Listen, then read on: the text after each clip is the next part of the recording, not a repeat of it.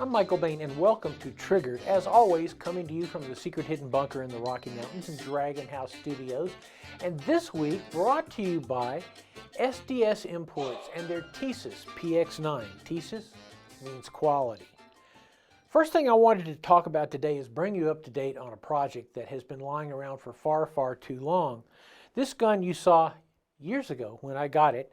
It is a Wilson Combat in 338 Federal. Of course, 338 Federal essentially is a 308 necked up to 338. Was it 8.6? I think I remember that right. And it is easily one of the best ARs I own. It is a super AR-10 platform gun. And you're thinking, well, you showed it to us, you shot it, it has a trigger pull to die for. Everything on it is Wilson premium quality. So when I bought it, I had this idea, right? And my idea was that I was going to be hunting a lot. And so to me, the 338 Federal, which is a really underappreciated cartridge, is just about perfect. The reason I think the 338 Federal is a great hunting cartridge is a little bit more bullet weight than the 308. But at the same time, it doesn't hit all that much harder. The 338 Fed was invented before we all fell victim to Magnum-titis, which is, unless a cartridge said Magnum on it, it never got bought. So the 338 Federal kind of got lost behind, I guess, what the 338 Winchester Magnum, I forget which. But the 338 solid for anything in North America, anything at all, up to bears, even bears, moose, elk. 338 Federal is a perfect hunting cartridge. Now, here is the sand in the ointment. I ended up not getting to hunt nearly as much as I imagined I would, which I'm betting that people watching this, some of you are going like, yeah, brother, that's how it works. So in talking with Guy Gilbert, or Gilbert, depends on where the guy is feeling in a French mood or not, who's kind of the director of Wilson's shop, Wilson Combat in Berryville, Arkansas.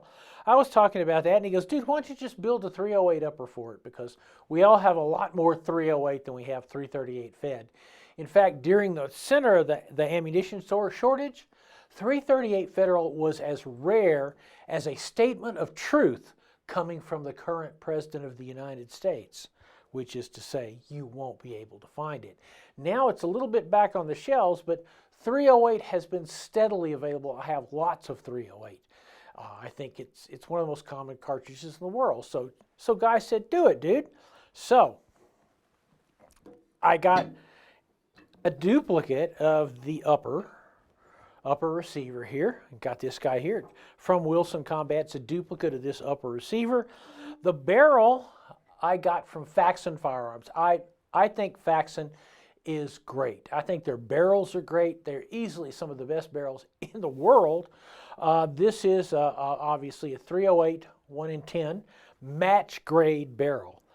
So I got that set up. I got it torqued on to the receiver, everything to spec, even though I had to grind a new tool because, oh, Bill Wilson always has specific things for specific jobs. So I ground the tool, torqued everything on correctly, finally found a rifle link gas tube. They started coming back into availability. And I thought, wow, I'll get this all put together and show you the finished product today, except for see that little hole here, right?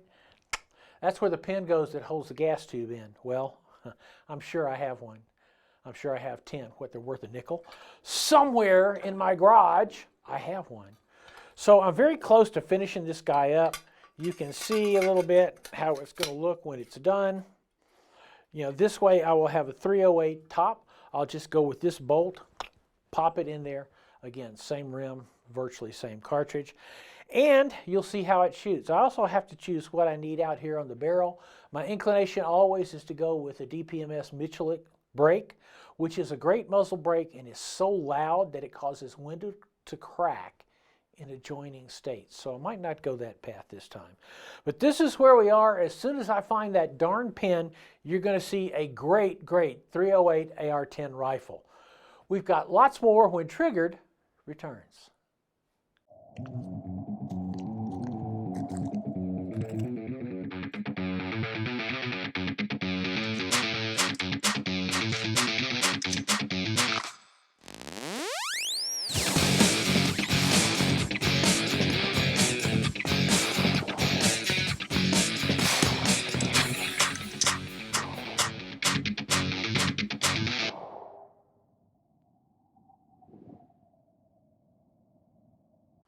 Welcome back to Triggered. One thing we're going to be doing throughout this year is to give you a quick look at new red dot sights. As you know, Shooting Gallery was the very first show to talk about the concept of red dot sights on duty guns, on carry guns, everyday carry guns. We've covered red dot sights maybe more than anybody else. So what we've seen in the last year or so, 2 years especially, but it's now gaining speed, is that everybody must be in the dot sight market, red or green, whichever. But while I was at Gunsight a couple of months ago, my friend Dave Spalding said, "Hey, have you ever run one of the new Bushnell sights or the Ameriglow?" I said, "No." And he goes, "Well, you should. They're exceptional." And so the first one that I managed to run down is this guy from Bushnell. It's an RXS, I hate those things, don't you? Yep, RXS-250 red dot sight. And I went ahead and mounted it on this Stoeger STR9 Combat, which is a great gun to shoot. It's an easy gun to shoot, it's a fun gun to shoot, and it comes with a series of 4 mounting plates, very similar to what you will find in a Glock MOS system or any number of other full-size, compact-size guns, which is about the only way you can actually accept a lot of different red dot sights. I believe this particular plate is a Loophole Delta Point Pro plate on it. And one of the things that struck me about this sight right off is, well, 2 things struck me. It's 4MO8 red dot. First struck me is that the thing is built like a tank. It's an aluminum housing. It feels solid. It's 1.5 ounces, which is pretty light. It uses a standard 2032 battery, which you can access from the top, so you don't have to pull the sight off the gun to replace the battery. The other thing that really struck me really well was that the red dot is round. The red dot doesn't look like an exploding nebula or anything really odd in there. Instead, it's like, wow, it's a red dot. It's a really nice red dot. They have all these different levels of illumination, of course, like most of them. But mostly what I want to do is shoot the gun. I want to get it sighted in. It's rough sighted in right now, but get it out and shoot it because I like the dot. I like the way the sight sits. The levels of brightness, I can tune it up enough so that even my aging eyes can pick it up very clearly in the sunlight. Of course, you'll say, well, how long will the battery last? Oh, who knows? Battery life predictions now are pretty amazing, 50,000 hours. In short, you can take a modern red dot sight and in 1,000 years when the aliens come to essentially dig up what remains of our civilization, they're probably going to find a bunch of red dot sights that are still on. So, but the battery will last a long time.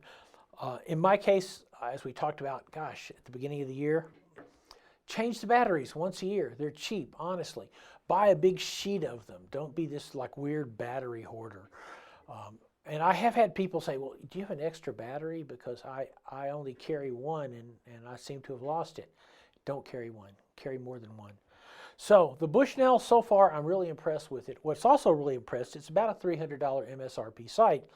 This week, I saw this sight, the RXS-250, knocked down to $199.95 at Joe Bob's Outfitters, which means that some of the big retailing companies are using this sight as what you would call, in the grocery business, a loss leader. That is a tremendous benefit for you. Bushnell, of course, one of the great standard optics companies, they're 100% behind their product. They make great sights. So I'm looking forward to shooting this. I'm looking forward to more rounds through both this Stoeger and the itty bitty Stoeger as soon as I can figure out how to get this optics plates off. Manufacturers, really, there's no such thing as a straight slot screw. Stop it. We'll be right back.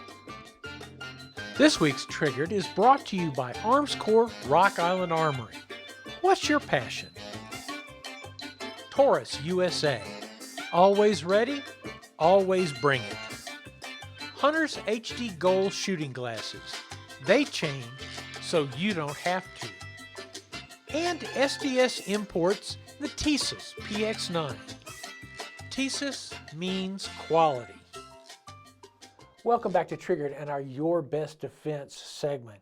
If you recall, last week on Triggered, we talked about holsters and modifying holsters, and I wanted to give you, in this segment, one more resource on holsters. The STR series guns from Stoeger's are great guns, but there's not nearly as many holsters as there might be for, say, Glock. However, this is a really nice holster, and it is, as I write on the back of holsters, it's from Muddy River Tactical. I wanted you to know about Muddy River because they have an incredible number of firearms that they can make holsters for, and they can turn them around very quickly. I have used them as a resource for, I think, 3 or 4 years, and I have been unconditionally happy with their products. So if you have an maybe out of the ordinary gun you're having trouble fitting to a holster, check out Muddy River Tactical. Not a sponsor, by the way. We talked about modding holsters, and I wanted to go ahead and show you this holster. This is a UM Tactical, and we've modded it the way we talked about last week. It has a DCC, Discrete Carry Concepts monoblock, spring steel, clip on it now. And on the back, there's a Velcro panel, and this one is fitted with a V development system holster pad. One of the reasons that I wanted to bring this up for you guys, and this of course is my utterly boring SIG 365 XL, is the first thing you need to do, having modded your holster, is do the same thing I was doing today, which is wear it around the house. Wear it where you're going to have it on your belt. Now, you might need to move it slightly. This holster is set up to ride at somewhere between 2:30, not 2:30 in the afternoon, 2:30 on your belt, and 3 o'clock. So just slightly forward of the hip. That's a very comfortable place for me. And this holster sets super comfortably. I can sit down with it. I can walk around the house with it. I'm going to take it on a hike with my Beagle because that's always a good test because it's hot in the afternoon.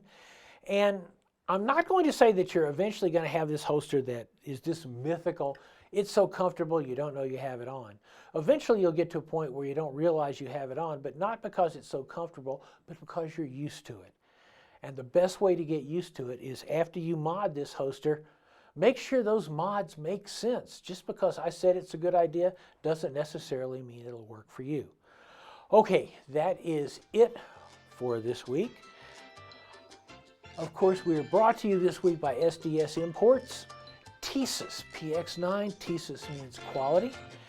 And you can find anything we talk about here, the links, on michaelbain.tv, where of course Triggered is free as a bird every day of the week. You can also find us on YouTube and Rumble, and we will see you next week. Maybe, heck, I'll have finished that AR-10 by then.